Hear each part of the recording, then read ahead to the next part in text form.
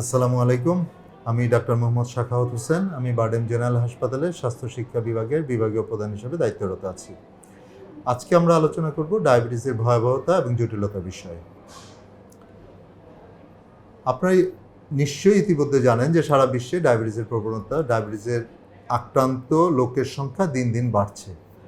একটু যদি খেয়াল করি আমরা, এর পিছিয়ে কিন্তু আমাদের অসচেতনতা এবং আমাদের জীবনধারার পরিবর্তনটা বহুলাংশে দায়ী। আমরা আপনারা হয়তো জানেন যে ডায়াবেটিসের প্রবণতা বাড়ে যদি কারো ওজন বাড়তে থাকে। বর্তমানে যে জীবনধারায় আমরা অভ্যস্ত হয়ে পড়ছি তাতে আমাদের জীবনযাত্রাটা অনেকটাই অলস জীবনযাপনের কাছাকাছি।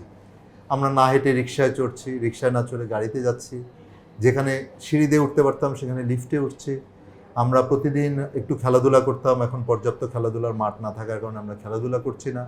রাস্তাঘাটে অসম্ভব যানজট বা মানুষের সংখ্যা এত বৃদ্ধি পেয়েছে যে আমরা এখন আর বিকেলে হাঁটতে যেতেও ভালো বোধ করছি না। ফলে আমরা ধীরে ধীরে অলস হয়ে যাচ্ছি।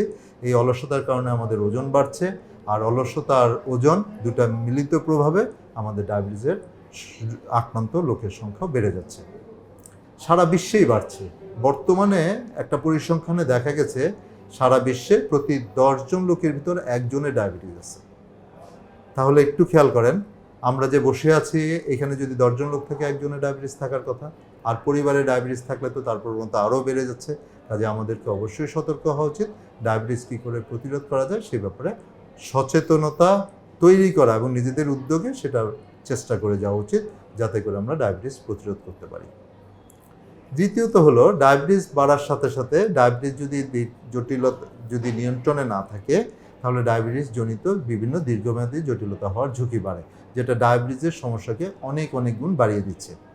এবং বিভিন্ন গবেষণায় দেখা গেছে ডায়াবেটিস চিকিৎসার জন্য যতটা টাকা খরচ হয় তার চেয়েও ডায়াবেটিসের জটিলতা চিকিৎসা করতে যেয়ে মানুষের আর্থিক ক্ষতির সম্মুখীন হতে হচ্ছে অনেক বেশি।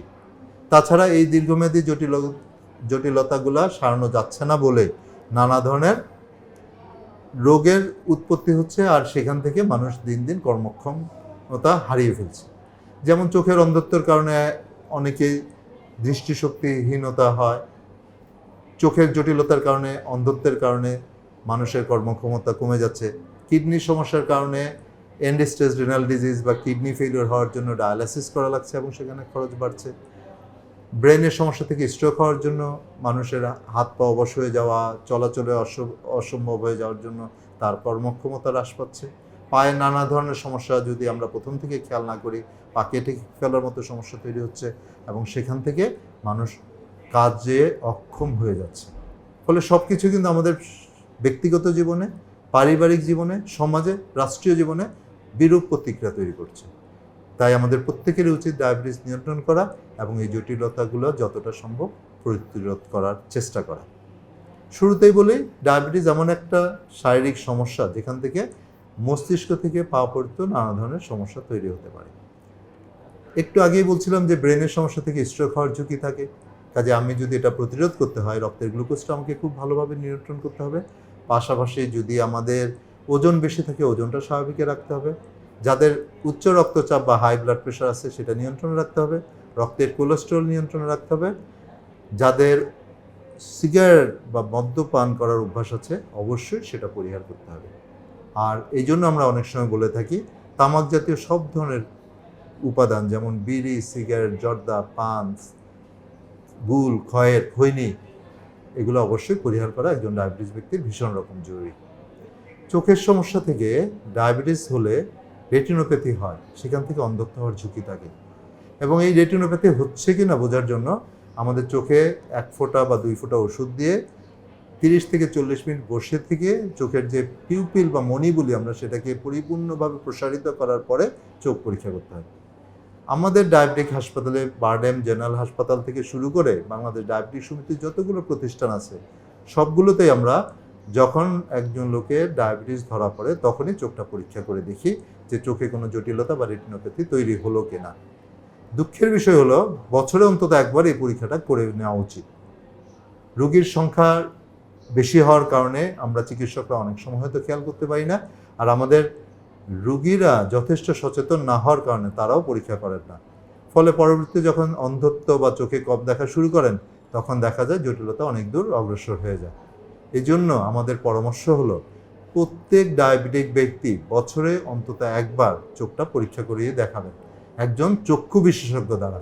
যেভাবে বললাম ঠিক সেইভাবে চোখে এক ফোঁটা ওষুধ দিয়ে 30 থেকে 40 মিনিট বসে থেকে তারপর পরীক্ষা করবেন। এই পদ্ধতিতে যদি পরীক্ষা করা না হয় তাহলে রেটিনোপ্যাথি ধরা সম্ভব হয় না। অন্য পরীক্ষা তো করাই সম্ভব, যেমন চোখের পাওয়ার, চশমার পাওয়ার ঠিক করা, চোখে কোনো ইনফেকশন আছে কিনা সেটা দেখা, সেখানে কিন্তু এই 1 ঘন্টা সময়ের প্রয়োজন হয় না। কাজে আপনি পরীক্ষাটা হচ্ছে কিনা আপনিও বুঝতে পারবেন এবং সেভাবে বছরে অন্তত একবার পরীক্ষাটা করিয়ে নেওয়া উচিত। আসা যাক হার্টের ব্যাপারে। হার্টে নানা ধরনের সমস্যা হতে পারে, হার্ট অ্যাটাক হতে পারে, হার্ট ফেলিওর হতে পারে। কাজে আমাদেরকে প্রতি বছর অন্তত হার্টের ব্যাপারে পরীক্ষাগুলো করিয়ে নেওয়া উচিত। আপনার চিকিৎসক যদি ব্যস্ততার কারণে বা তার তা খেয়াল করতে না পারার কারণে যদি টেস্টটা না করিয়ে থাকেন তাহলে আপনি তাকে বলেন যে আপনার হার্টের জন্য অন্তত বছরে অন্তত একবার যাতে একটা ইসিজি করা হয়। তাতে হার্টের সমস্যাটা প্রাথমিকভাবে ধরা পড়লে আমরা সেই অনুযায়ী চিকিৎসাটার পরিকল্পনা করতে পারবো এবং বড় ধরনের সমস্যা থেকে আমরা নিজেদেরকে নিরাপদে রাখতে পারবো। একই রকম কথা কিডনির জন্য।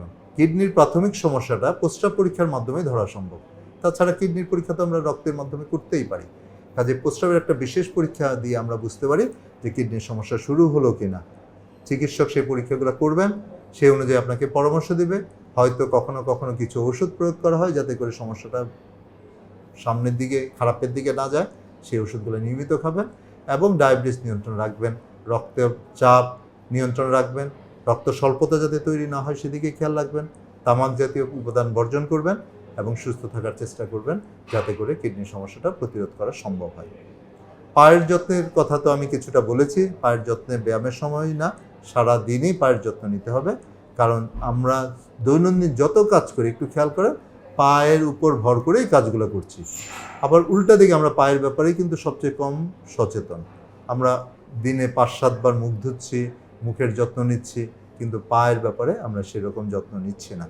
ডায়াবেটিস যাদের আছে তাদের অবশ্যই পায়ের যত্নের ব্যাপারে খুব সতর্ক থাকতে হবে।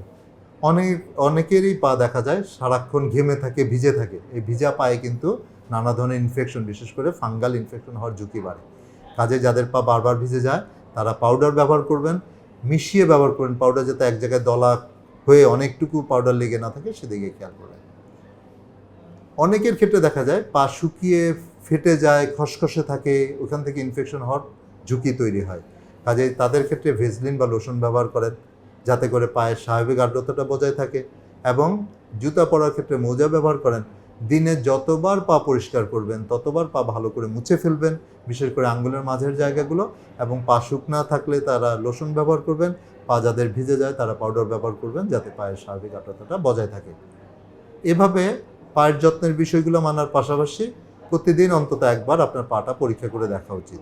পায়ে কোনো রকম আঘাত তৈরি হলো কিনা, কোনো রঙের পরিবর্তন হলো কিনা, কোনো ফোসকা পড়লো কিনা, কেটে গেল কিনা, ছিঁড়ে গেল কিনা, রং পরিবর্তন হলো কিনা, এগুলো দিনের শুরুতেই একবার দেখেন এবং যদি কোনো সমস্যা পরিলক্ষিত হয় ওই দিনই যত তাড়াতাড়ি সম্ভব আপনার চিকিৎসকের পরামর্শ নেন।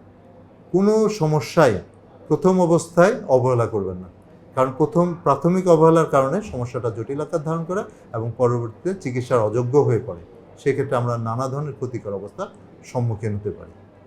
ডায়াবেটিস ব্যক্তিদের কিন্তু চর্মরোগ হওয়ার ঝুঁকি অনেক বেড়ে যায় যদি ডায়াবেটিস নিয়ন্ত্রণে না থাকে। কাজে সেদিকে আপনাদের খেয়াল রাখতে হবে, ডায়াবেটিস নিয়ন্ত্রণে রাখতে হবে। আপনারা নিশ্চয়ই শুনেছেন যে রক্তের গ্লুকোজ খালি পেটে 6-এর নিচে রাখতে হবে, খাবারের 2 ঘন্টা পরে 8-এর নিচে রাখতে হবে, যেটাকে আমরা ভালো নিয়ন্ত্রণ বলছি। আর এরকম রাখতে পারলে চর্মরোগ প্রতিরোধ করা সম্ভব। একই রকমভাবে মুখ গহ্বর, দাঁত মাড়িতে নানা ধরনের সমস্যা হতে পারে। এই জন্য প্রতিদিন সকালে এবং বিকেলে অন্তত 2 বার দাঁত পরিষ্কার করা, মুখ গহ্বর পরিষ্কার করা, প্রত্যেকবার খাবার পরে ভালো করে কুলুকুচু করে মুখটা পরিষ্কার করা, যাতে করে কোনো খাদ্য উপাদান মুখ গহ্বরে থেকে না যায় যেখান থেকে জীবাণু তৈরি হতে পারে। মোট কথা হলো শরীরের কোনো অংশকেই বাদ দেওয়ার কিন্তু সুযোগ নাই, অবহেলা করার সুযোগ নাই। আবার আপনি যদি যত্নবান হন তাহলে প্রত্যেকটা অঙ্গ প্রত্যঙ্গেরই আপনি সচেতন থাকলে সব জটিলতাই অনেকাংশেই প্রতিরোধ করা সম্ভব। কাজের সচেতনতা ভীষণ রকম জরুরি। শুরুতে ডায়াবেটিস প্রতিরোধের সচেতনতা, আর পরবর্তীতে ডায়াবেটিস নিয়ন্ত্রণ এবং বিভিন্ন অঙ্গ প্রত্যঙ্গের যত্নের সচেতনতা। আপনি যদি সচেতন হন তাহলে আপনার পক্ষে সুস্থ থাকা সম্ভব হবে। আর বিভিন্ন বিজ্ঞানীরা বলেছেন ডায়াবেটিস সম্বন্ধে যে যত ভালো জানে সে তত ভালো নিয়ন্ত্রণ করতে পারে, তার শরীরের অবস্থাটাও তত ভালো থাকে। কাজেই ডায়াবেটিস সম্বন্ধে জানবেন। জানার জন্য ডায়াবেটিক সমিতিতে নানা ধরনের শিক্ষা উপকরণ পাওয়া যায়, এগুলো সংগ্রহ করবেন। সঠিক জ্ঞান আপনাকে সঠিকভাবে ডায়াবেটিস নিয়ন্ত্রণ করতে এবং সুস্থ থাকতে সাহায্য করবে। আপনারা সবাই ভালো থাকবেন। ধন্যবাদ আপনাদের সবাইকে। আসসালামু আলাইকুম।